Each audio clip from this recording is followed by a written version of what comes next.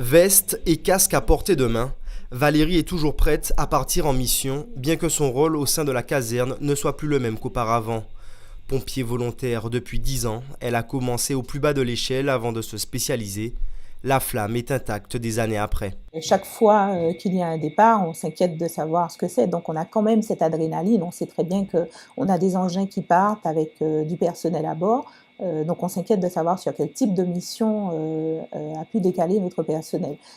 Donc l'adrénaline est différente. On n'embarque pas systématiquement dans les engins, mais nous pouvons être appelés sur le théâtre des opérations, bien sûr. Proche de ses collègues, Valérie ne pense pas vivre dans un milieu macho. La profession est aussi ouverte aux femmes, même si en France, elle ne représente que 16% de ce corps de métier.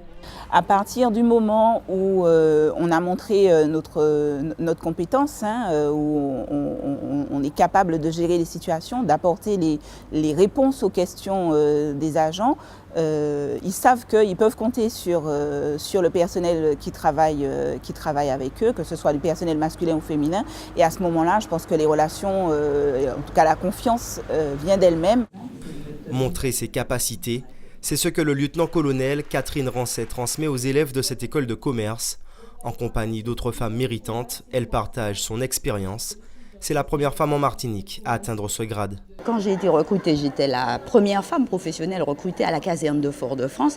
Donc effectivement, c'est vrai que tout le monde au départ s'est posé la question de savoir est-ce qu'une femme, en plus je ne suis pas très grande et pas très grosse, allait pouvoir gérer une intervention. Est-ce que j'aurais peur sur un feu? Est-ce que, effectivement, comment est-ce que j'aurais réagi face à un accident? Donc après, une fois qu'ils ont vu que j'étais compétente, oui, que je dirigeais l'intervention, qu'il n'y avait pas de souci, donc tous mes collaborateurs m'ont fait confiance. Un moment fort pour les élèves, réceptifs aux messages véhiculés.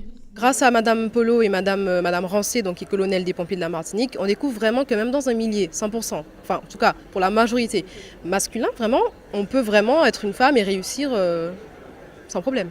Aujourd'hui, on a de grandes opportunités et il faut les saisir, aller de l'avant et mettre en avant ses compétences et non pas homme-femme, juste ses compétences puisqu'on vend des compétences.